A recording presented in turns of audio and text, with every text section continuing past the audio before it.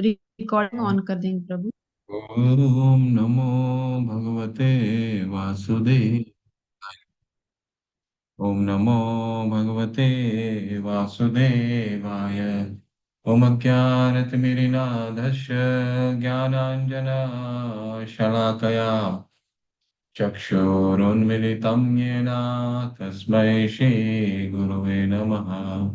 श्रीचैतन्यमनोभीष्टं स्थापितं येन भूतले स्वयं रूप कदा मह्यं ददाति स्वपदान्तिकम्।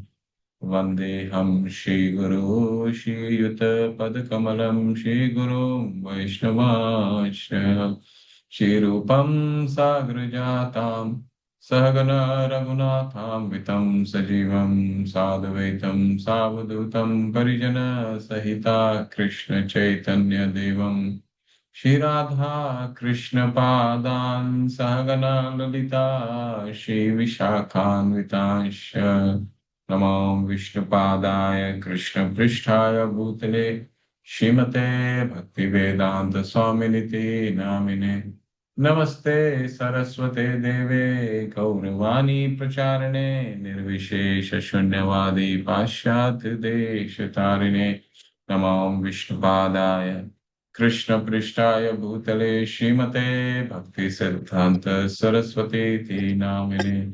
श्रीवार्षभानुवी देवी दायिता कृपाब्धये कृष्ण संबंध विज्ञान दायिने प्रभवे नमः।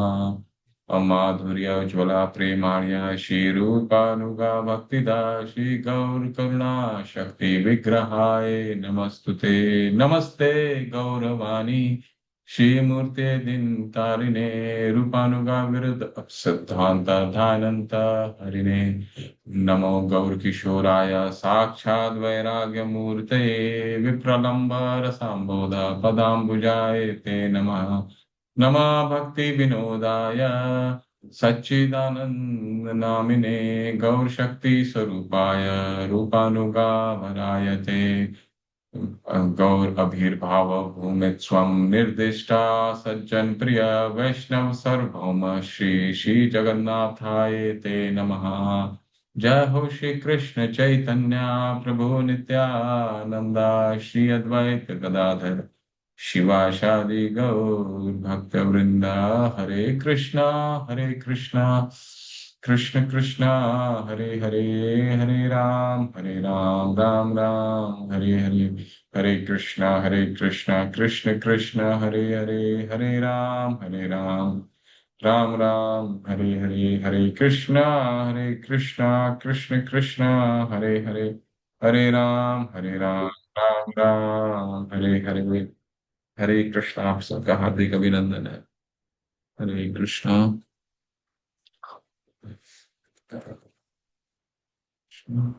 कृष्ण कृष्ण कृष्ण हरे हरे। हरे राम राम राम कृष्ण कृष्ण कृष्ण कृष्ण हरे राम राम हरे कृष्ण कृष्ण कृष्ण कृष्ण हरे राम राम।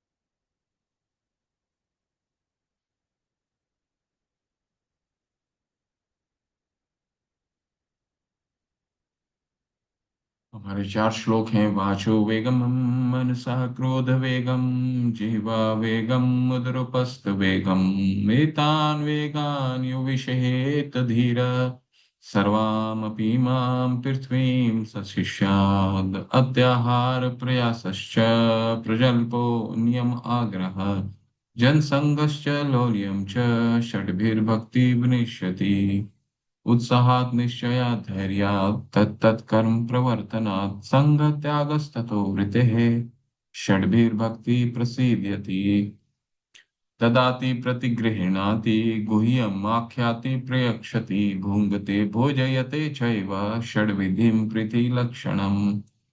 हरे कृष्ण कृष्ण कृष्ण हरे राम राम राम हरे हरे।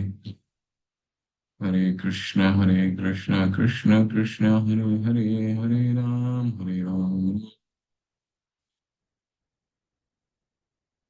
कृष्ण कृष्ण कृष्ण हरे हरे, हरे राम हरे राम। तो हम श्लोक संख्या 8 में हैं। तो अभी तक हमने क्या किया है, 1 से लेकर के 7 तक में क्या क्या हमने किया। 1 से लेकर के 7 तक रूप गोस्वामी पाद ने इस ग्रंथ के द्वारा हमें क्या बताया है। इस ग्रंथ के द्वारा हमें वैदिक साधना भक्ति के निर्देशों को पालन करने के लिए हमें निर्देश दिया है। ठीक है, अपने वेग को नियंत्रित कीजिए, ज्यादा अत्याहार किन चीजों को नहीं करना है उसके बारे में बताया है। फिर श्लोक संख्या 3 में किन चीजों को करना है जिससे हम हमेशा उत्साहित रहें। ठीक है, फिर श्लोक संख्या 7 4 में किस तरह से हम वैष्णवों के साथ, भक्तों के साथ आदान प्रदान करना चाहिए। ठीक है, 5वें में क्या बताया गया है, किन किन वैष्णवों के साथ किस तरह का व्यवहार करना चाहिए, उत्तम वैष्णवों के साथ कैसा करना चाहिए, मध्यम के साथ कैसा करना चाहिए, और कनिष्ठों के साथ जो नए जिन्होंने भक्ति में शुरुआत की है उनके साथ किस तरह का व्यवहार करना चाहिए। ठीक है, और छठे अध्याय में छठे श्लोका में क्या बताया गया है, छठे श्लोका में बताया है रूप गोस्वामी पाद ने कि उत्तम वैष्णवों को, चाहे किसी भी वैष्णवों से, वैष्णवों के प्रति किस तरह से हमें वैष्णव अपराध करने से बचना चाहिए। किसी तरह का भी दोष नहीं देखना चाहिए, वपु दोष नहीं देखना चाहिए, किसी तरह का दोष नहीं देखना चाहिए। ठीक है, और 7वें श्लोक में हमें क्या बताया शिला प्रभुपाद रूप गोस्वामी पाद ने कि हमें हरे कृष्णा महामंत्र का निरंतर जप करना चाहिए, ताकि पीलिया रूपी जो बीमारी है वो हमारी खत्म हो जाए। पीलिया रोग में क्या मतलब होता है, पीलिया रोग में लोगों को स्वाद नहीं आता है, हरे कृष्ण महामंत्र का स्वाद नहीं आता है। तो आप लोग सब भक्तों की कृपा से, कल मैं जगन्नाथ धाम में था।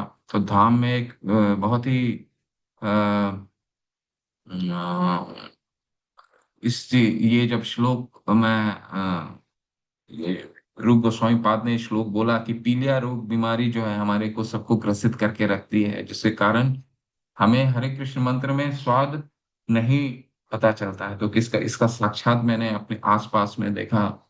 कल मैं जिसका संग में जगन्नाथ धाम गया था, तो वहां के पंडा ने हम दोनों को प्रसाद एक साथ दिया। तो आ, जो सामने वाला व्यक्ति था, हालांकि वो भक्त नहीं था, तो उसने क्या किया, उसने थोड़ा पूरा प्रसाद लिया उसने, और थोड़ा सा प्रसाद खाया, बात बोला मुझसे ये प्रसाद खाया नहीं जा रहा है। तो पंडा ने उसको वही चीज बोला, जब तक तुम कृष्ण की भक्ति नहीं करोगे, प्रसाद का एक दाना ये गले के कंठ के नीचे नहीं जाएगा, और पूरा के पूरा प्रसाद जो है उसको फेंकना पड़ा। प्रसाद देखिए, जगन्नाथ धाम का प्रसाद फेंकना पड़ा। कहने का क्या मतलब है कि ठीक इस तरह भगवान के प्रसाद, भगवान के नाम, भगवान के अर्च विग्रह, भगवान का धाम, ये सब भगवान से अभिन्न है। ठीक है, ये भगवान कई रूपों में हमारे सामने, हमारे सामने भगवान कई रूपों में आते हैं, ताकि हम उनका संग कर करके शुद्ध हो सके। ठीक है, तो उसी तरह 7वें श्लोक में रूप गोस्वामी पाद हमें वही समझाते हैं, किस तरह अगर हम निरंतर हरे कृष्णा महामंत्र का जप करेंगे तो पीलिया रोग बीमारी चला जाएगा, और हम साक्षात्कार कर सकते हैं, उनके नाम का साक्षात्कार कर सकते हैं, उनके धाम का साक्षात्कार कर सकते हैं, उस विग्रह का साक्षात्कार कर सकते हैं, उनके प्रसाद का साक्षात्कार। ठीक है, तो अब ये नियम के निर्देशों का उन्होंने संपन्न किया, और 8वें से रागानुगा भक्ति शुरू होता है। ठीक है, तो इसका भी हमने पिछले सत्र में शुरुआत की थी। तो 8 और 9 एक साथ पढ़ने का प्रयास करते हैं, देखते हैं आज खत्म हो पाता है कि नहीं। श्री राधा गोविंद की जय। तो 8वें अभ्यास में हमने शुरुआत तो वैसे पिछले सत्र में कर दिया था, तो इसमें क्या हम करने वाले हैं, रागानुगा साधना भक्ति। रूप गोस्वामी पाद देखिए, अपने पहले ग्रंथ में भी इन्होंने पहले हमें क्या बताया, पहले वैदिक साधना भक्ति के नियमों का पालन करने के लिए बताया, 1 से लेकर के 19 अध्याय तक ठीक है, भक्ति रसामृत सिंधु में वही बताया, इसमें भी वही बता रहे हैं, 1 से लेकर के 7 तक वैदिक साधना भक्ति के नियम के पालन। इसके बाद जब नियम के पालन हो जाते हैं, तत्पश्चात हम रागानुगा भक्ति के बारे में कुछ समझ सकते हैं, या उसका उसके सिद्धांत को हम समझ सकते हैं। ठीक है, इस श्लोक में श्री रूप गोस्वामी में सभी सलाह को सार देते हुए हैं, सभी सलाह का सार दे रहे हैं, कृष्ण के बारे में लगातार सुनना, ये न क्रेन प्रकारेण प्रकारेण मन कृष्ण निवेश, कृष्ण के बारे में लगातार सुनने और जप करने और उनकी लीलाओं को याद करके बिना विचलित हुए अपने मन को कृष्ण पर केंद्रित करना, यही है कृष्ण भावनामृत। बहुत ही सरल है। मन बंधुरात्मना आत्मना तस्य येन आत्मना आत्मना जिता आत्मनस्तु शत्रुत्वे वर्तयात वर्त वर्तये आत्मएव शत्रुवते। छह भगवत गीता छठा का छठा श्लोक है।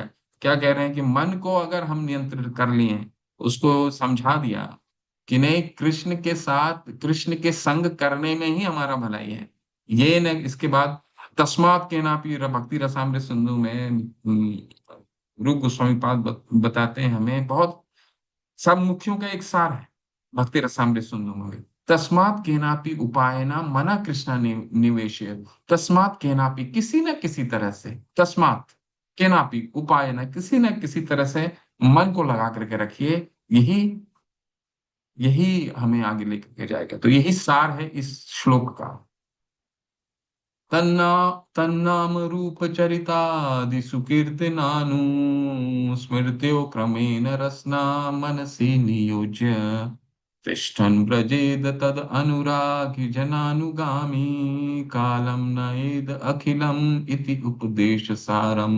तन्नामि रूप चरितादिषु कीर्तनानु, आप भी गा सकते हैं मेरे साथ।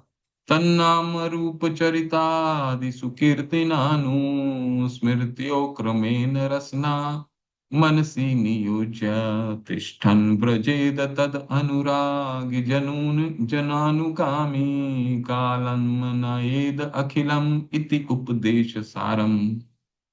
इति उपदेश सारम यानी कि यही सार है।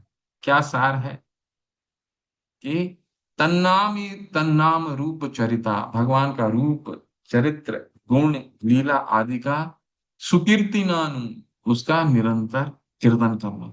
स्मृत्यो क्रमेण रसना, मन से उसी से रस का आदान प्रदान होगा। समस्त उपदेशों का सार यही है कि मनुष्य अपना पूरा समय 24 घंटे भगवान के दिव्य नाम, दिव्य रूप, गुणों तथा नित्य लीलाओं को सुंदर ढंग से कीर्तन तथा स्मरण करने में लगाए, जिससे उसका जीव तथा मन क्रमशः व्यस्त रहे।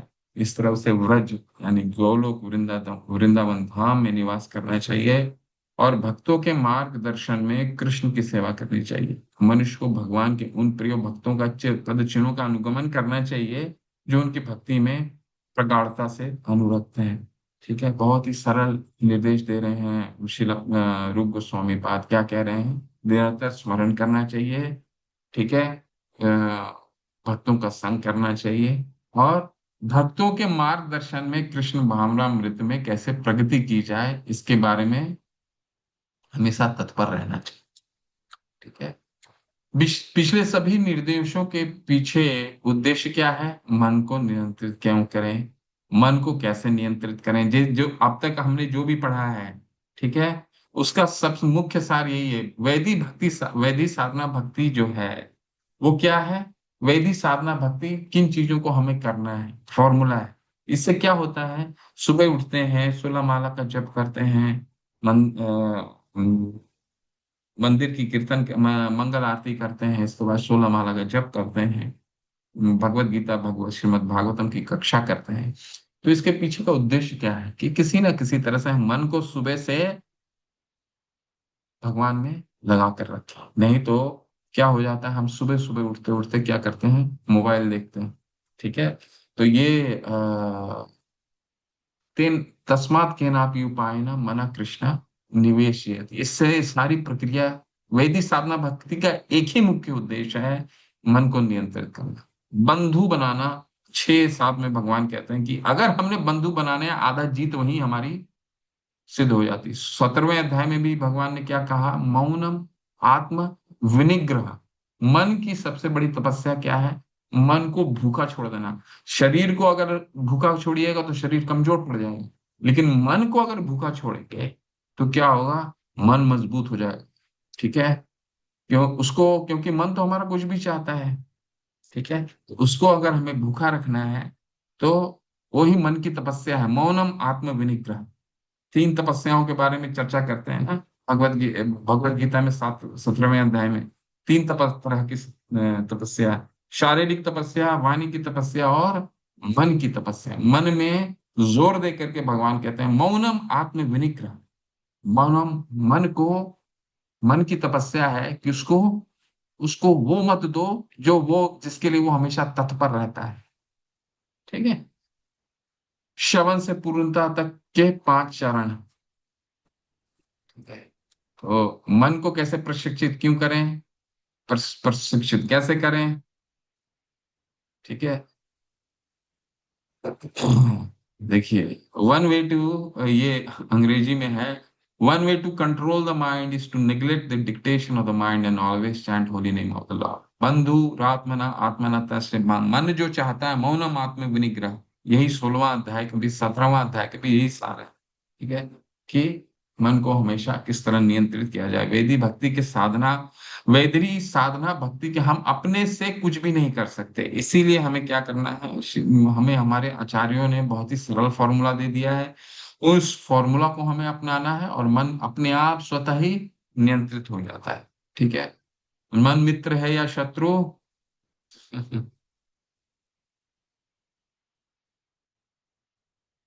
ठीक है। तो ये छठा अध्याय का छठा श्लोक है, बंधुर आत्मना आत्मना तस्य ये न आत्मना आत्मना जिता आत्मनस्तु शत्रुत्वे वर्ते तात्माई व शत्रुते। जिसने मन को जीत लिया उसके लिए मन सर्वश्रेष्ठ मित्र है, किंतु जैसा जो ऐसा नहीं कर पाया उसके लिए मन सबसे बड़ा शत्रु बना रहे। तो कितना बड़ा शत्रु है, आप समाचार पत्र खोलते हैं तो यही शत्रुता का चर्चा हर जगह चलता है। हर जगह है यही, कि मन मन कितना बड़ा हमारा दुश्मन।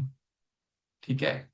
आप शिक्षक जैसे उच्च कोटि के, जो हमारे समाज के सबसे मार्गदर्शक कौन है? हमने भगवत गीता में पढ़ा है, समाज के मार्ग 3 लोगों हमारे मार्गदर्शक होते हैं, जो हमारी जीवन को जीवन के जीवन के पथ को मार्गदर्शन देते हैं। कौन कौन है वो 3 लोग? वो 3 लोग हमारे माता पिता होते हैं, हमारे अध्यापक या गुरुजन होते हैं, और जब हम बड़े हो जाते हैं, स्वयं अपने कार्यरत हो जाते हैं, तो जो हमारे को एडमिनिस्ट्रेट करता है। ठीक है? ये 3 लोग समाज के नियंता होते हैं। समाज इनसे ही चलता है, इनको ही देख करके लोग चलते हैं। ठीक है? तो देखिए, आज लोग मन को नियंत्रित नहीं कर पाने की वजह से शिक्षक जैसे इतने महत्वपूर्ण समाज के लीडर के साथ लीडर भी कैसे पथभ्रष्ट हो रहे हैं और अपने छात्र छात्राओं के साथ कैसे दुर्व्यवहार करते हैं। उड़ीसा में अभी बहुत बड़ा आप सब लोग जानते होंगे किस तरह का ये है। क्यों है ऐसा? क्यों इस तरह हो रहा है? शिक्षक और शिक्षा क्यों? क्योंकि ये सबसे बड़ा कारण, मन को नियंत्रित नहीं करना। ठीक है? तो मन को नियंत्रित नहीं, मन सबसे बड़ा शत्रु हो सकता है, सबसे बड़ा मित्र हो सकता है। ठीक है? मन को प्रशिक्षित क्यों करें? श्री सुखदेव गोस्वामी ने उत्तर दिया, मेरे प्रिय राजा ने सही कहा है। हालांकि जानवरों को पकड़ने के बाद एक चालक शिकारी उन पर विश्वास नहीं करता है क्योंकि वे भाग सकते हैं। इसी तरह जो आध्यात्मिक जीवन में उन्नत है वे मन में विश्वास नहीं रखते हैं।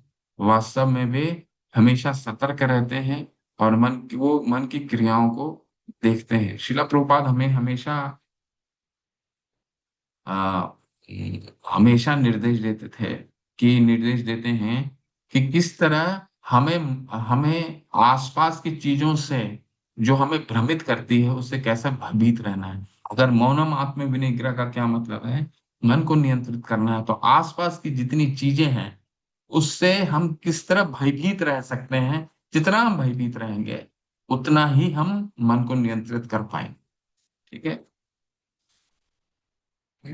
सभी विद्वानों ने अपने अपने मत दिए हैं। मन स्वभाव से बहुत बेचैन होता है, उसे दोस्ती नहीं करना चाहिए। अगर हम मन में भरोसा रखें तो ये हमें कभी भी धोखा दे सकता है। तो इसमें कोई बड़ी चीज नहीं है सोचना। मन को अगर हमने छूट दे दी तो वो नियंत्रित अनियंत्रित, जिस तरह चालक होता है ना, ड्राइवर, ठीक है।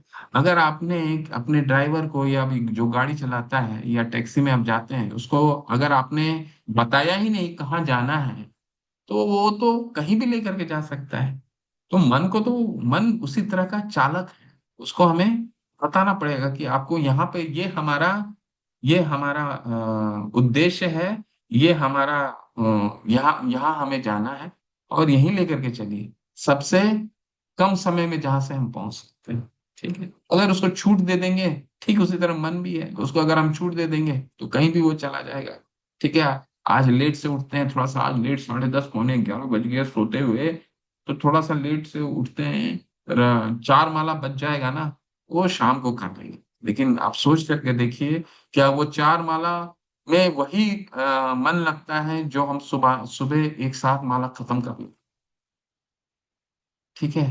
तो ये, इसका कोई अंत नहीं है। 10 बजे अगर सोने का विधि हमने बना लिया है, तो किसी न किसी तरह से 10 बजे सो जाना। और किसी न किसी को किन्हीं कारणों से अगर हम नहीं सो पाए, तो हमारे अपने अपने अपने शरीर को इस तरह बनाना है कि वो 3:30 से 4 बजे नियमित उठ जाए, चाहे 12 बजे भी सोए तो 4 बजे उठ जाए। ये होता है मन की तपस्या। ठीक है। अगर मन को आपने समझा लिया नहीं कि 1 घंटे बाद उठते हैं, आज तो थोड़ा सा आज छुट्टी का दिन है, 2 माला बाद में भी कर लेंगे, शाम को भी कर लेंगे, दोपहर में भी समय तो बचता है ना। तो भक्ति में आने के बाद भी मन का नियंत्रण बहुत मुश्किल है, बहुत ही जरूरी है हर एक समय पे। एक बच्चलन महिला को प्रेमी बहुत आसानी से अपने साथ ले जाते हैं, और कभी कभी ऐसा होता है कि उसके प्रेमी उसके पति को हिंसक रूप में से मार देते हैं। यदि योगी अपने मन को एक मौका देता है और उसे रोकता नहीं है, तो उसका मन काम, क्रोध और लोभ जैसे शत्रुओं को सुविधा देगा, और वे निस्संदेह योगी को मार डालेगा। तो हमारे पास बहुत सारे ऐसे समाज के अ, हमारे सामने ऐसे लीडर हैं जो सबसे उच्च पद पर होने के बाद भी पथभ्रष्ट होते हैं। ठीक है। अमेरिका के राष्ट्रपति बिल क्लिंटन इसी तरह पथभ्रष्ट हुए। ठीक है। कि अपने एक मन को नियंत्रित नहीं कर पाए, और अपने एक सेक्रेटरी के साथ उनका एक नाजायज संबंध सामने आया है। और अमेरिका के राष्ट्रपति का क्या मतलब होता है? अमेरिका का राष्ट्रपति का मतलब होता है कि वो व्यक्ति जो इस दुनिया का, भौतिक दुनिया का सर्वोपरि व्यक्ति है, जो बाकी सब देशों को मार्गदर्शन देता है। ठीक है। हमारा यही, ये हम यही मानते हैं, हम ऐसे ही समझते हैं, हमारा समाज इस तरह से पूरा बना हुआ है। ठीक है। कि अमेरिका का जो राष्ट्रपति होता है, वो पूरे सारे संसार को मार्गदर्शन के रूप में देता है। ठीक है। तो मन को प्रशिक्षित करना बहुत महत्वपूर्ण है। मन काम, क्रोध, अभिमान, लोभ, विलाप, मोह और भय का मूल कारण है। संयुक्त रूप से ये फलदायी गतिविधि के बंधन का निर्माण करते हैं।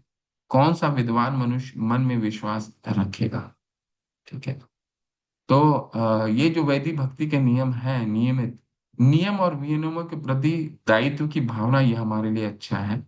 ठीक है। तो उदाहरण, जप करना, मंगला आरती, साधना और साध्य समान है। आध्यात्मिक दुनिया में कुछ भी नहीं बदलता गुणवत्ता की अपेक्षा। ठीक है। तो श्रवण और स्मरण की अवस्था, देखिए 3 तरह की अवस्थाएं होती हैं, 4 तरह की ये श्रवण दास, वर्ण दास, स्मरण अवस्था हमारी सुनने की, और स्मरण करने की कितनी अवस्था होती है? श्रवण दास। ठीक है। जो शुरुआती शुरुआती अवस्था है श्रवण करने की और स्मरण करने की, उसको श्रवण दास कहते हैं। श्रवण दास का क्या मतलब है? श्रवण दास का मतलब है कि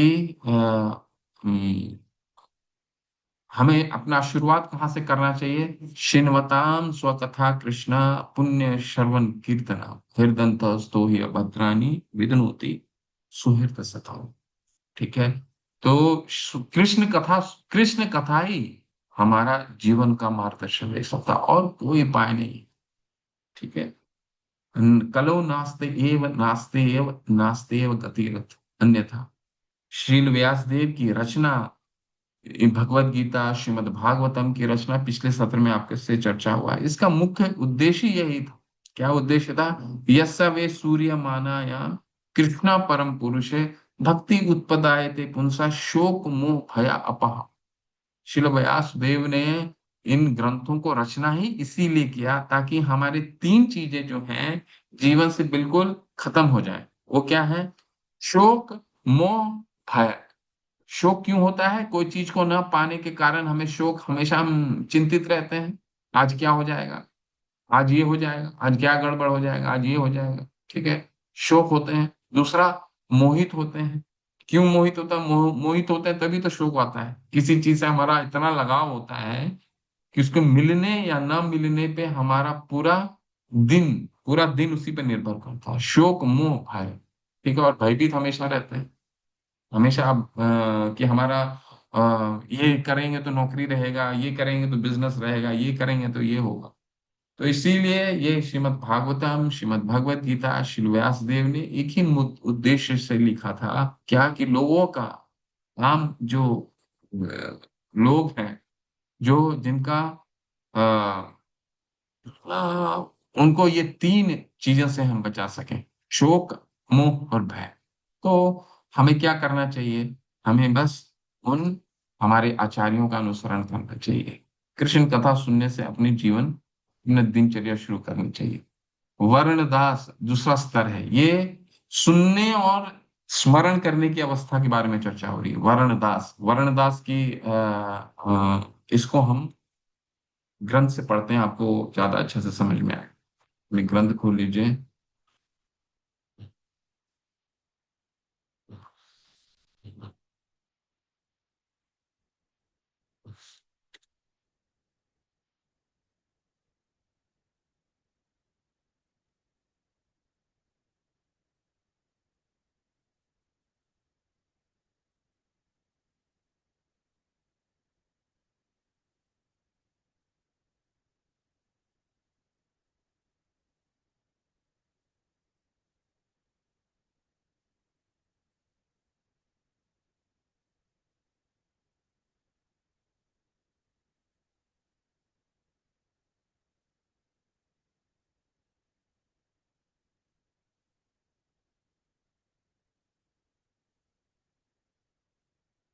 कोई इनको पढ़ना चाहता आप पढ़ सकते हैं, यहाँ से पढ़िए। भक्ति सिद्धांत, श्री भक्ति सिद्धांत सरस्वती, अंतिम दो पंक्तियां हैं, अंतिम दो अनुच्छेद हैं, इसको पढ़िए। केवल एक ही पढ़ना चाहते हैं, बाकी लोग नहीं पढ़ना चाहते हैं। अमरिंदर प्रभु पढ़िए। हरे कृष्ण प्रभु।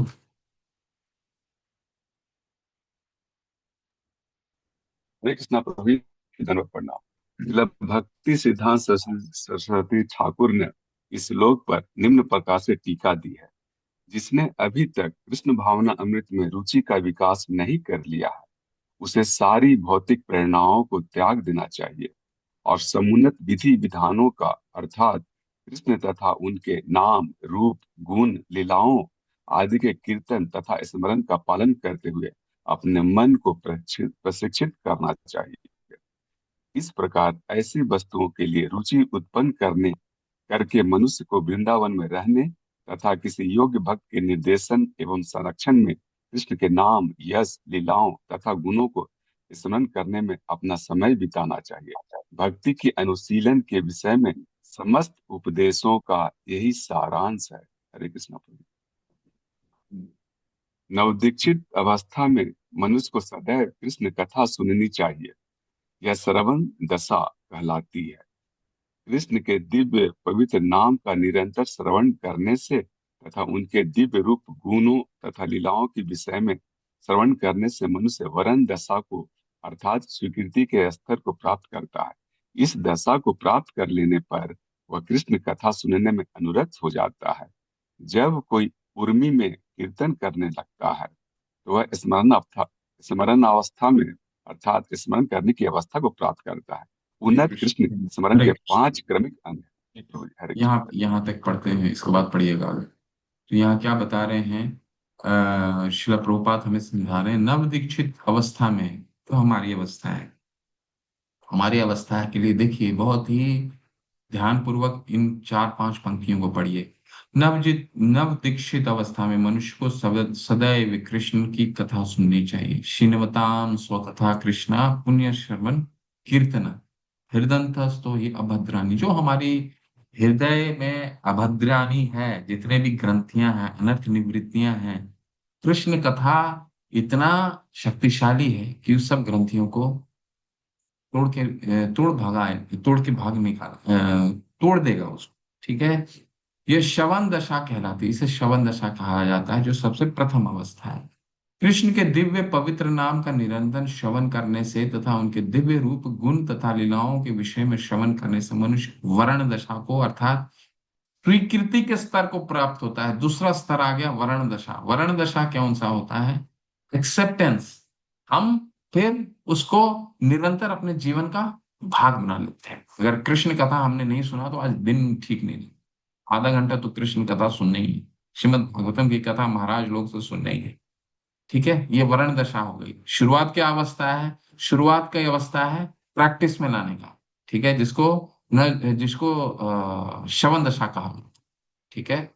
श्रवण दशा में प्रैक्टिस में लाना, जो ये वैदिक भक्ति के नियमों का पालन करना। अगर इसको हम निरंतर पालन करते रहते हैं तो फिर वर्ण दशा में आते हैं, जो हमारा प्रैक्टिस में आ जाता है। आधा घंटा 1 घंटा निरंतर हर दिन महाराज श्रील प्रभुपाद के कुछ ना कुछ हमें उपदेशों को सुनना है, कृष्ण कथा सुनना है। ठीक है। इस दशा को प्राप्त कर लेने पर वह कृष्ण कथा सुनने में अनुरक्त हो जाता है। हृदंतस्तो हि अभद्राणि विदनोति सुहृत सता नष्ट प्रायेषु अभद्रेषु नित्यम भागवत सेवया। भागवत की सेवा करते हैं। कौन से भागवत की? भागवत ग्रंथ और भागवत भक्त।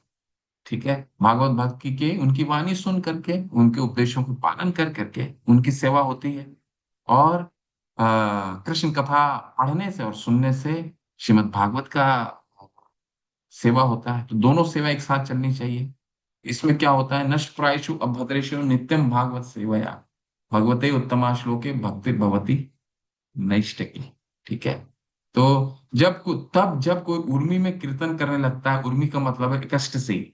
ठीक है। जैसे हम जगन्नाथ धाम में, पूरी धाम में देखते थे, पिछले सत्र में हमने एक सत्र में पढ़ा था ना, किसी दिन समय लगेगा तो उसके आगे का चैप्टर का थोड़ा सा अध्याय आपको चैतन्य चरितमृत का भी मैं पढ़ाऊंगा, जहाँ पे उर्मी का क्या मतलब है वो हमें हमें आइडिया लगेगा कि उर्मी का क्या मतलब होता है। उर्मी में कीर्तन करने का मतलब क्या है शास्त्रों के अनुसार। ठीक है। तो वो मैं आपको एक अध्याय में थोड़ा सा 2-3 पन्ने पढ़ाऊंगा, शायद आज समय मिले तो, नहीं तो कल पढ़ाता हूँ।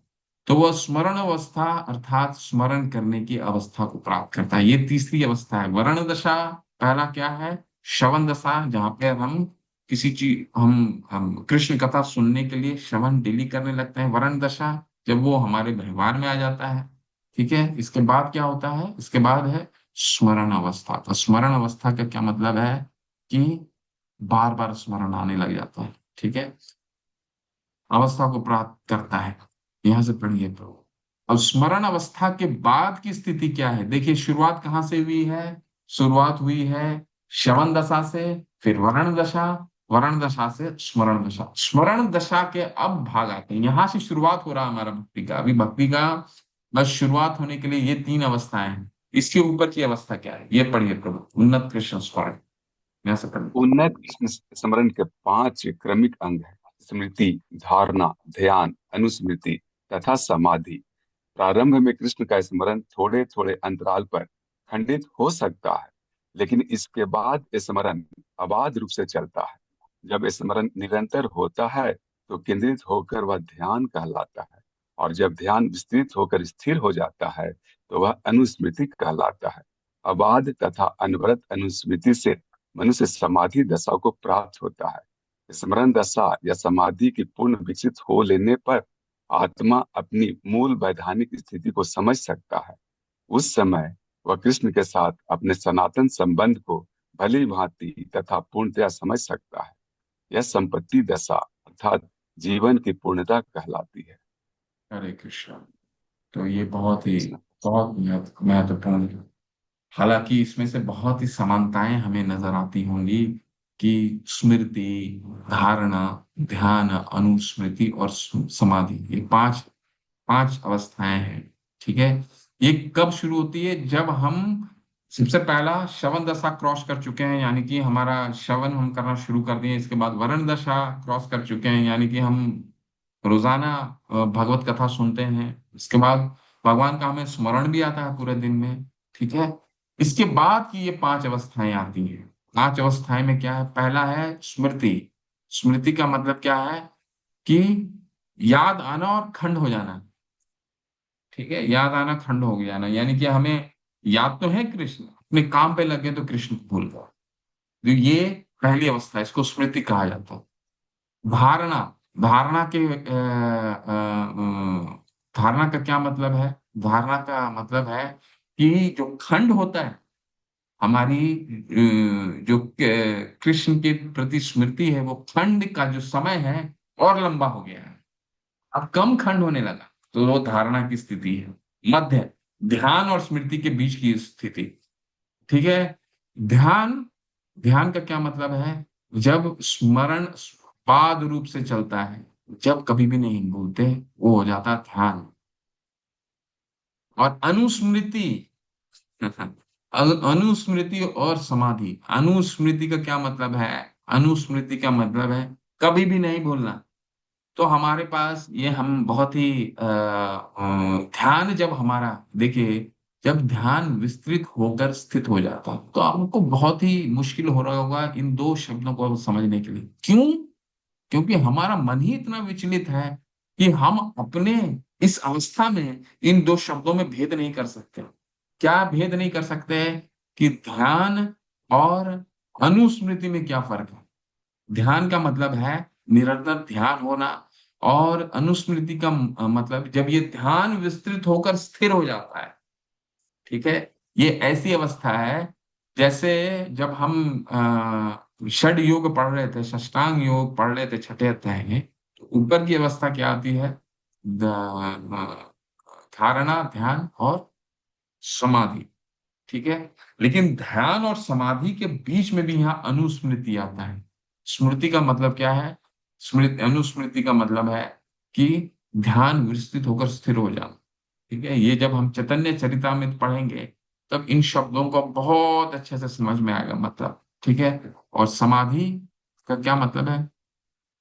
अबाध और अनवरत अनुस्मृति से मनुष्य समाधि दशा को प्राप्त हो जाता है। समाधि दशा वो एक दशा है भक्ति में जो चैतन्य महाप्रभु अपने शरीर के कई विकारों से हमें समझाते हैं समाधि का क्या मतलब होता है। ठीक है। रोंगटे खड़े हो जाना, शरीर शरीर का एक एक नस फूल जाना, ठीक है, हड्डी बाहर आना, ये सब क्या है? समाधि की अवस्था है। तो ये सब जब ये अनुस्मृति, समाधि दशा, स्मरण दशा या समाधि दशा के पूर्ण विकसित होने लेने पर आत्मा अपनी मूल वैधानिक स्थिति को समझता है। ठीक है। तभी हम समझ पाएंगे कि हमारा मूल शरीर और आत्मा का भेद को हम समझ पाएंगे जब हम इस स्तर तक पहुंचने लगेंगे। एटलीस्ट स्मरण दशा, स्मरण दशा में जब तक हम नहीं पहुंचेंगे तब तक हमें शरीर और आत्मा के भेद को नहीं समझ। ठीक है। उस समय वह कृष्ण के साथ अपने सनातन संत को भली भांति तथा पूर्णतया समझ सकता है। ठीक है। यह संपत्ति दशा अर्थात जीवन की पूर्णता कहलाती है। सबसे अंत का कौन सी दशा है? सबसे अंत की दशा है संपत्ति दशा। संपत्ति दशा का मतलब है समाधि और संपत्ति। संपत्ति का क्या मतलब है? समाधि का मतलब होता है जब हमारी अनुस्मृति, जब जो स्मरण की शक्ति है वो स्थिर हो जाने के बाद एक चित्त हो जाए, समाधि का स्थिर। और समाधि के ऊपर क्या आता है? संपत्ति दशा, संपत्ति का क्या मतलब है कि वो अपना आ, उस समय वह कृष्ण के साथ अपने सनातन संबंध को भली भांति तथा पूर्णतया समझ जाता है। उसको समझ में आ जाता है इस अवस्था में कि वो भगवान से किन रसों में जुड़ा हुआ है। ठीक है, या वो शांत रस में है, शांत रस तो खैर आएगा ही नहीं, या वो दास्य है, वात्सल्य है, या माधुर्य है। ठीक है, किस रस में जुड़ा हुआ है, ये इस स्तर में आता है। सोचिए, हम इस स्तर में आता है और हम कई जगह लोगों को देखते हैं। आप सभी लोग ने देखा होगा कि वो छोटे छोटे भगवान के बाल गोपाल विग्रहों को लेकर के घूमते हैं और उनको उनके साथ संबंध जोड़ने का प्रयास करते हैं। तो इसीलिए इसको सहजिया बोला जाता है। हमने पढ़ा था ना पीछे, क्यों करने से मना करते हैं? हम संबंध जोड़ ही नहीं सकते जब तक इस स्तर पे नहीं पहुंचते। ठीक है, ये स्तर में तब तब यहाँ अनुभूति होती है, समाधि के स्तर पे अनुभूति होती है। ये इसको संपत्ति दशा कहा जाता है। इस दशा में एक भक्त को अनुभूति होती है कि वो किस रस में जुड़ा हुआ है। ठीक है, जो राग आत्मिका भक्त है वो इस दशा को जानते हैं।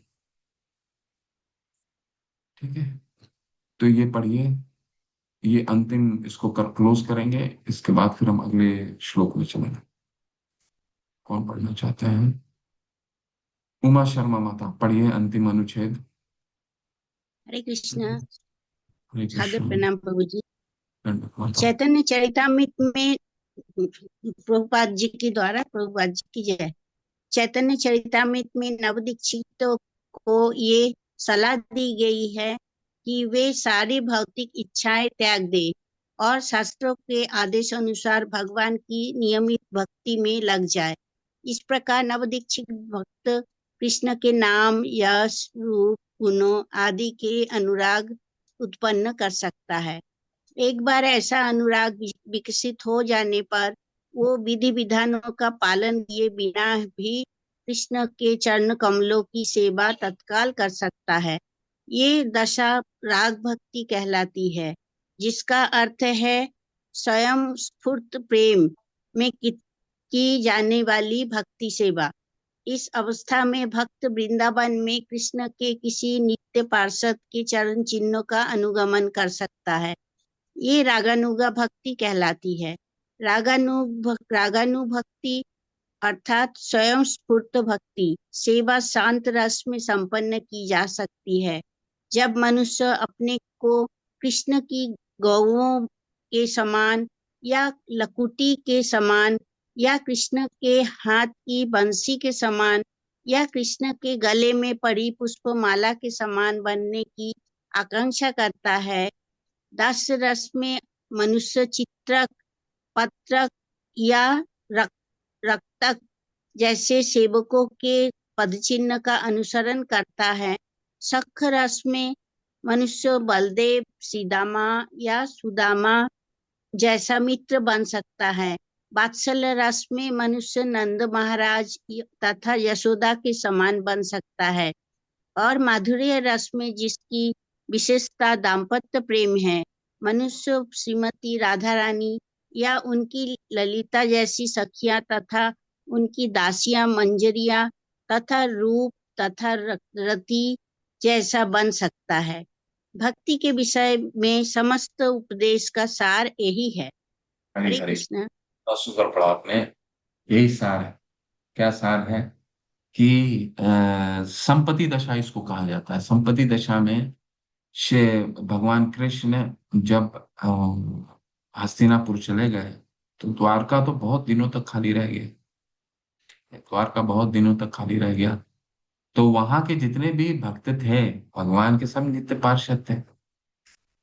तो जब इतने दिनों के बाद जब भगवान द्वारका वापस आते हैं तो उस समय किस तरह से वहां की जो भक्तगण है किस तरह से उनकी स्तुति करते हैं, वो संपत्ति दशा में आता है। जो स्तुति है वो इतने विलाप करते हुए उनकी स्तुति करते हैं और फिर उनकी प्रार्थनाएं करते हैं। कैसे प्रार्थनाएं करते हैं?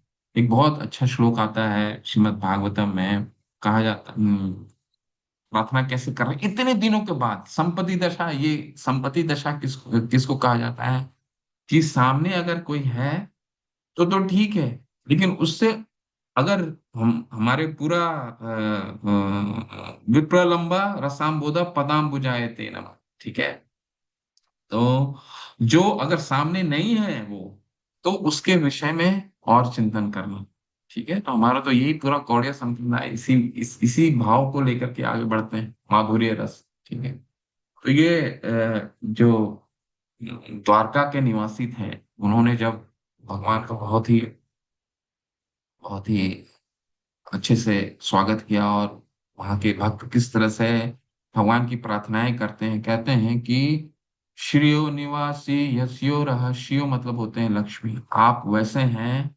श्रियो, पहले मैं श्लोक बोलता हूँ। श्रियो निवासी यस्यो रहा, पानम पत्रम मुखम वृषम, बहवो बहवो लोकपालानां सारंगाम पदाम्बुजम्, सीतातपत्रे वैजने उपस्कृते प्रसून वर्षे अभिवर्षित पति, पिशंगवासा वनमालया बभौ, घनो यथोर्कुडुपचाप वैदते। शियो निवासो यस्यो रहा, भगवान आप आ गए हैं द्वारका वापस। आपके तो यस्यो रहा का मतलब होता है भगवान का छाती, आपकी छाती यस्यो रहा, आपकी छाती में तो श्री निवास करती है, श्री मतलब लक्ष्मी। शियो निवासो यस्यो रहा, पानम पत्रम खोदृशम, पत्रम का मतलब होता है पात्र, जिसमें कोई भी बर्तन जिसको ले लीजिए पात्र बोला जाता है उसको पत्र, ठीक है। तो किस तरह से प्रार्थना करती हैं, देखिए कितना सुंदर कविता है, सुनने में भी और बोलने में भी बहुत सुंदर लगता है। पात्रम, पात्र का मतलब है कि जब एक पात्र में कोई भी बर्तन में अगर आप जल भर देते हैं, तो उस पूरे पात्र में केवल और केवल जल दिखता है आपको, ठीक है। तो भगवान का मुख कुछ इसी तरह है कि अगर पूरे जल में, पूरे बर्तन में मुखम, पूरे बर्तन में अगर हम उनको देखना चाहें तो इतने सुंदर है वो कि पूरा बर्तन उनके सुंदरता से भर जाए। पानम पत्रम खोम दृशम, ठीक है। तो वो उस तरह का भगवान का रूप इस तरह का है कि एक जिस तरह से जल पूरे पात्र को ढक देता है, ठीक उसी तरह हमारे पूरे नेत्रों को वो ढकने की काबिलियत है। भगवान के नेत्र इतना, भगवान के रूप इतना सुंदर है। और क्या है भगवान में गुण, भगवान में बहवो लोकपाला नाम, उनके बाजुओं से लोकपाला नाम, लोक कौन है, भौतिक जगत को पालने वाले जितने भी देवता हैं, 14 जगत के देवता हैं, वो 14 जगत के जो देवता हैं, वो उनको शक्ति कहाँ से प्राप्त होती है, ये भगवान के बाजुओं से। वह वो लोकपाला नाम सारंगानाम पदाम्बुजम। और भगवान की स्तुति कैसे करती हैं वो, ये स्तुति कब आई, ये स्तुति तब वो कर रही हैं जब वो द्वारका में प्रवेश कर रहे हैं, और इतने दिनों के बाद युद्ध खत्म हो गया, युद्ध के पश्चात भी 3 महीना 4 महीना वो हस्तिनापुर में रहे, ताकि युधिष्ठिर महाराज बहुत ही शोक संतप्त थे ना, क्योंकि 64-65 करोड़ लोग मर गए थे, और दूसरा उनकी उनकी बहन का बेटा मर गया था, अभिमन्यु चला गया था। तो इनको शोक संतप्त थे सभी के सभी, तो इनको सांत्वना देने के लिए 3 महीने से ऊपर रह गए, फिर वापस आते हैं तो इस तरह की स्तुति है, ठीक है। तो ये स्तुति क्या है, सारंगानाम पदाम्बुजम। सारंगानाम मतलब होता है, सारंगानाम, सार मतलब होता है निचोड़, ठीक है। सारंगानाम, सारंगानाम उसको बोला जाता है जो पूरे शास्त्रों का निचोड़ को जानता है, ठीक है। सारंगाम नाम पदाम्बुजम, वो कौन होते हैं, और भक्त होते हैं भगवान, क्योंकि भक्त क्या है, वो पूरे शास्त्रों को सार को समझते हैं। हाँ, शास्त्रों का सार क्या है, वेदेश सर्वा हमें वेद, भगवान को जानना ही पूरे शास्त्र, भगवान से प्रेम विकसित करना ही पूरे शास्त्रों का सार है। और ऐसे लोगों का भगवान क्या है, पदाम्बुजन, सारंगानाम पदाम्बुजन, पदाम पदम भुजम, मतलब भगवान के कमल रूपी पैरों का शरण लेते हैं ऐसे लोग।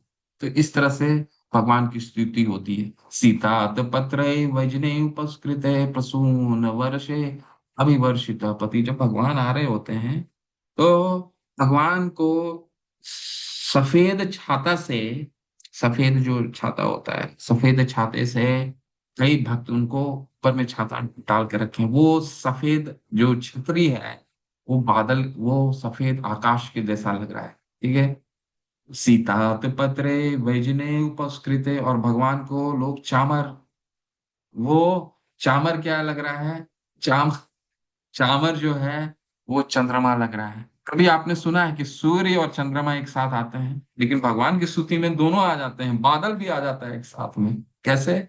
सीतात पत्रे वजने उपस्कृते प्रसून वर्षे, जो ऊपर से जो द्वारका वासी थे, प्रसून वर्षे, प्रसून वर्षे का क्या मतलब है? फूल बरसा रहे थे उनके मार्गों में। प्रसून वर्षे विवर्षित पति पिसंग वासा वन मालया बभौ घनो यथो अर्कोड़ुप चाप वहदिते। भगवान की पीत रंग के जो वस्त्र पहने हुए थे भगवान, वो पीत रंग का जो वस्त्र होता है वो भगवान का वन माला जैसा था। वन माला यानी कि उनके फूलों की माला। और उनके घने जो बाल थे, काले बाल जो थे, वो बादल के समान थे।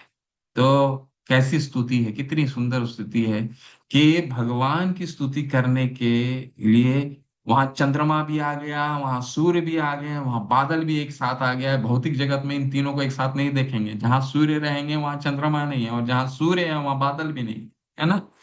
तो भगवान की स्तुति में इस तरह ये है संपत्ति दशा। संपत्ति दशा में भक्त किस तरह से भगवान की स्मृति करते हैं, वो अंतिम निचोड़ यही है कि नवदीक्षित भक्तों को चैतन्य चरितामृत के अनुसार बताया गया है कि निरंतर श्रवण दशा से शुरू करना चाहिए। आधा से 1 घंटा कृष्ण कथा निरंतर सुनना चाहिए, रोजाना सुनना चाहिए, किसी भी अवस्था में सुनना चाहिए। ठीक है, ये मुख्य सार है। ओके, चलिए पहला दूसरा श्लोक का थोड़ा सा मैं पढ़ लेता हूँ, इसके बाद फिर। तो ये हमने पढ़ लिया।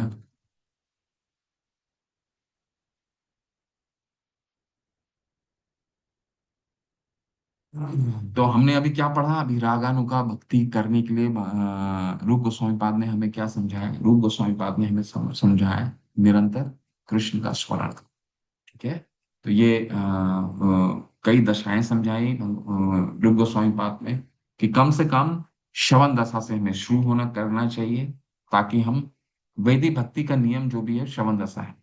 9वें अध्याय में क्या, 9वें श्लोक बहुत छोटा श्लोक है, तो इसको मैं थोड़ा सा पढ़ता हूँ। इसको सारा सार में 9 और 10 को एक साथ कल भी हम पढ़ेंगे। भौतिक और आध्यात्मिक दुनिया का पदानुक्रम, तो दोनों की तुलना की जा रही है कि पद के अनुसार कौन किससे छोटा किससे बड़ा है।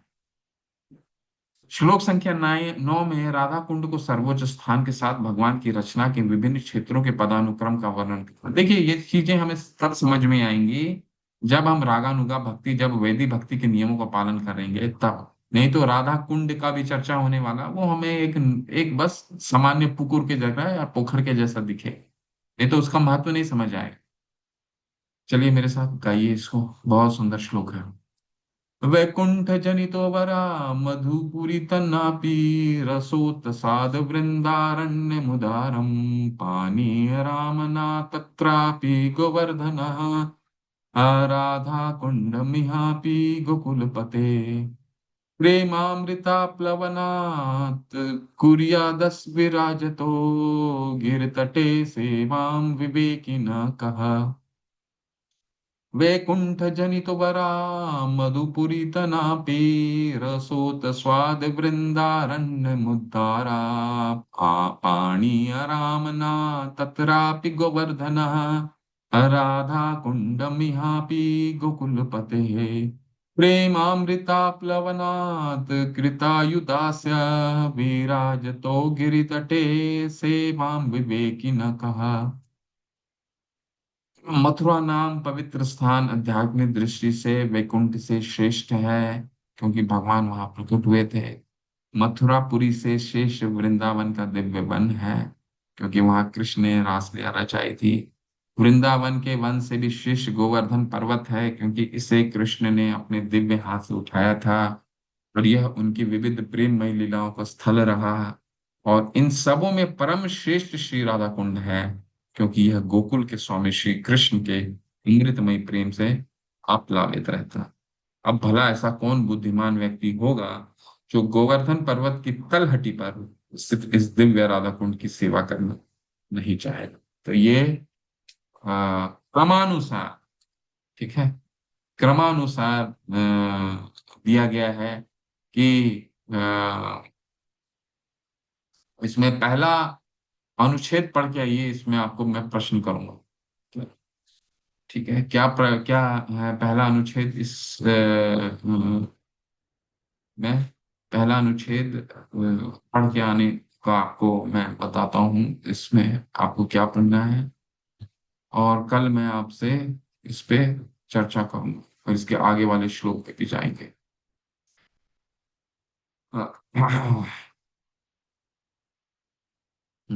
ये पहला अनुच्छेद कोई पढ़ना चाहता है पढ़िए। ठीक है, पढ़िए, इसके बाद फिर मैं उस पे, सुभद्रा माता, हरे कृष्णा, आप पढ़िए, इस पे प्रश्न भी है। हरे कृष्णा, दंडवत प्रणाम प्रभु। हरे कृष्ण। आध्यात्मिक जगत वैकुंठ पूर्ण पुरुषोत्तम भगवान की संपूर्ण सृष्टि के 3/4 भाग में फैला है और यह सर्वाधिक उन्नत क्षेत्र है।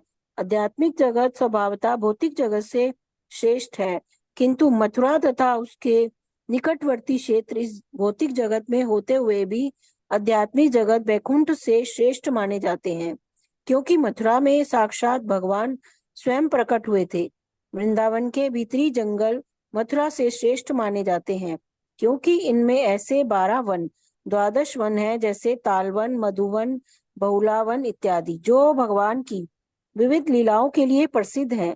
इस प्रकार वृंदावन का आंतरिक वन मथुरा से श्रेष्ठ माना जाता है, किंतु इन वनों से भी श्रेष्ठ गोवर्धन पर्वत है, क्योंकि कृष्ण ने इसे देवताओं के राजा इंद्र द्वारा क्रुद्ध होकर की गई मूसलाधार वर्षा से अपने संगी ब्रजवासियों की रक्षा करने के लिए अपने कमल सदृश सुंदर हाथ से छाते की भांति उठा लिया था। गोवर्धन पर्वत पर ही कृष्ण अपने गोप मित्रों के साथ गौवें चराते थे और वहीं पर वे अपनी प्रियतमा श्री राधा से मिला करते थे और उसके साथ प्रेममयी लीला करते थे। गोवर्धन पर्वत की तलहटी पर स्थित राधा कुंड इन सबों से श्रेष्ठ है, क्योंकि यह वही स्थान है जहाँ कृष्ण का प्रेम उफनता रहता है। उच्च कोटि के भक्त राधा कुंड में निवास करना अधिक पसंद करते हैं, क्योंकि यह स्थान कृष्ण तथा राधा रानी के पारस्परिक सनातन प्रेम व्यापार की अनेक समृद्धियों रति विलास का स्थल है। हरे कृष्णा माता। हरे कृष्ण।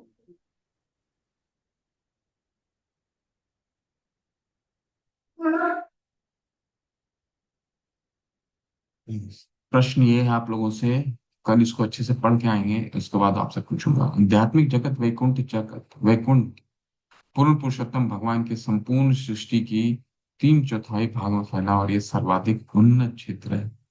ठीक है, आध्यात्मिक जगत जो है वैकुंठ जगत की तुलना में 3 गुना बड़ा है।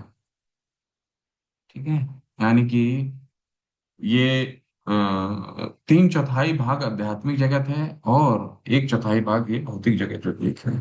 ठीक है, प्रश्न आप लोग से ये है कि भगवान को तो हम कहते हैं भगवान की शक्ति अचिंत्य है, और श्री ब्रह्मा जी भी स्तुति करते हैं भगवान की, क्या करते हैं? अनादि अचिंत्य गुना स्वरूपम गोविंदमादि पुरुषम तम हम भजामि। जो भगवान की शक्ति अचिंत्य है, तो भगवान को हम ये नंबरों में क्यों बांध रहे हैं, 3/4 और 1/4? भगवान की शक्ति तो अचिंत्य है ना, आध्यात्मिक जगत भी अचिंत्य है। तो जब अचिंत्य है, हमारी चिंता से परे, तो हम उसको चिंता में क्यों बांध रहे हैं कि सिर्फ 3/4 है? प्रश्न ये है, अच्छे से पढ़ के आइए, और इस पे जो बहुत दिन से पढ़ रहे हैं, आपको कहीं इसको आपको समझ जाना चाहिए कि ये 3/4 और 1/4 जो नंबरों में बांटा गया है, क्यों बांटा गया है। ठीक है, कल इस पर चर्चा करेंगे। प्रश्न आप लोगों ने समझ लिया? क्या प्रश्न है? प्रश्न ये है कि भगवान की आध्यात्मिक जगत को यहाँ बताया जा रहा है, 3/4 भाग है और बाकी का जो 1/4 भौतिक जगत है। तो भगवान की जब शक्ति अचिंत्य है तो भगवान को नंबर में यानी 3/4 में क्यों बांटा जा रहा है? हरे इससे कृष्णा प्रभु जी, धीरे बताइए ना, हम लिख लेते हैं प्रश्न। प्रश्न ये है माता कि भगवान की, अभी हमने पहला 2 सेंटेंस पढ़ा, क्या पढ़ा कि भगवान की जो वैकुंठ जगत है वो 3/4 है और 1/4 है भौतिक जगत। ठीक है। तो भगवान की शक्ति अचिंत्य है, यानी अचिंत्य का मतलब हमारी चिंता से परे। जब चिंता से परे है तो हम उनको बांध क्यों रहे हैं 3/4 में? बस इतना प्रश्न है। ठीक है, के लिए इसको कल चर्चा करूंगा। कोई आज प्रश्न है? मैं ज्यादा प्रश्न नहीं लूंगा, ये मंदिर में हमने प्रोग्राम किया। बताइए, किसी का कोई संशय? 1 या 2 प्रश्न लूंगा। किसी का कोई संशय है?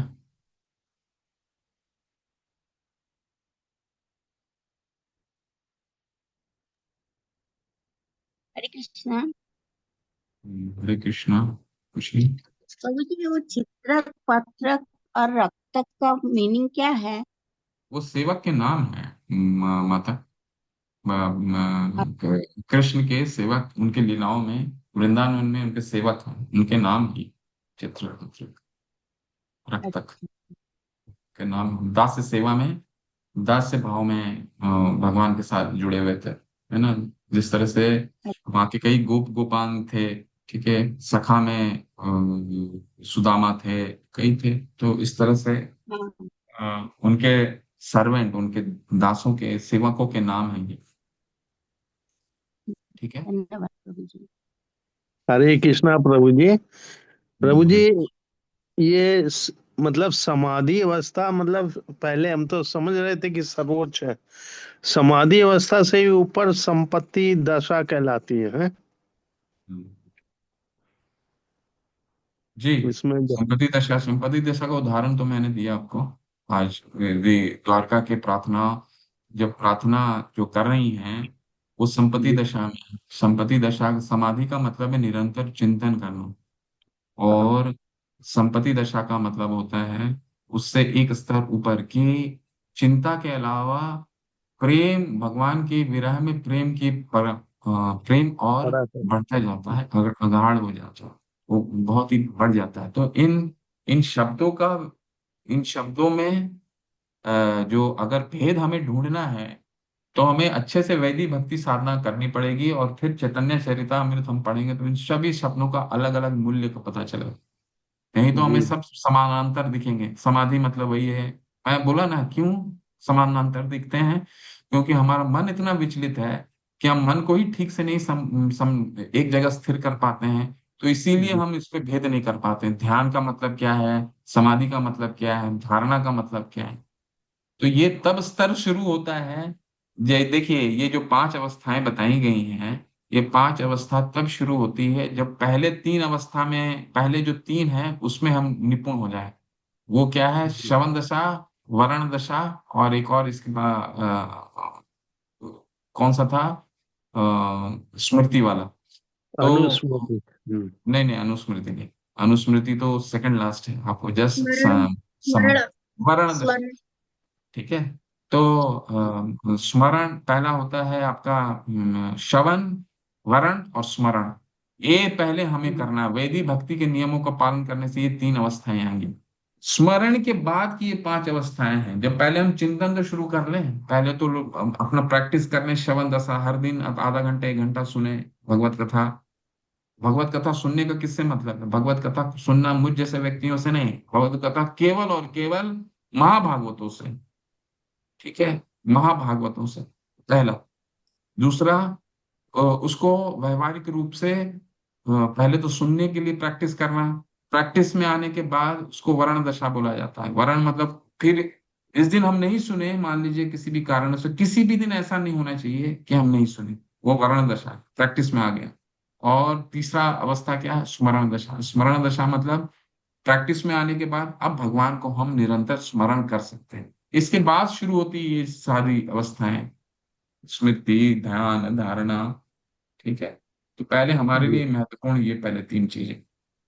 मैं एक का अ, उस दिन अगर कल कल शायद हो या ना हो, तो कोशिश करता हूँ एक दिन आपको 2 अध्याय या 1 अध्याय का आधा भाग पढ़ाऊंगा चैतन्य चरितामृत, तो कुछ आपको आइडिया लगेगा कि क्या होती है अवस्था है।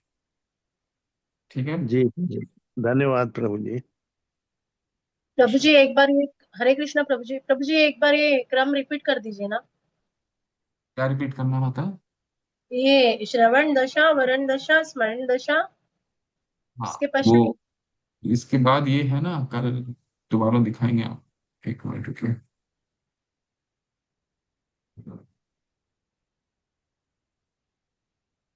संपत्ति दशा, समाधि दशा। बता देता हूँ उसको क्रमानुसार। आप पढ़ लीजिए इसको।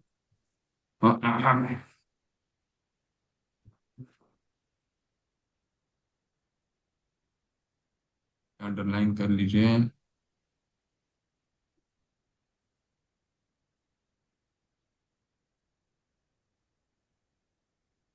स्मृति, धारणा, ध्यान, अनुस्मृति और समाधि। 1, 2, 3, 4, 5 और सबसे अंत में आता है संपत्ति दशा। 6, स्मृति, धारणा, ध्यान, अनुस्मृति, समाधि और संपत्ति दशा। संपत्ति, अनुस्मृति, अनुस्मृति, संपत्ति, अनुस्मृति, समाधि और सबसे समाधि। अंत में आता है संपत्ति दशा। ठीक है। धन्यवाद। धन्यवाद प्रभु जी। हरे कृष्ण। चलिए चलते हैं। कल्पतरुभ्यश्च कृपा सिन्धुभ्येव च पतितानां पावनेभ्यो वैष्णवेभ्यो नमो नमः। कोटि वैष्णव वृंद की जय, श्री प्रभुपाद की जय। निताई गौर प्रेमानंदे, हरि हरि हरे कृष्ण।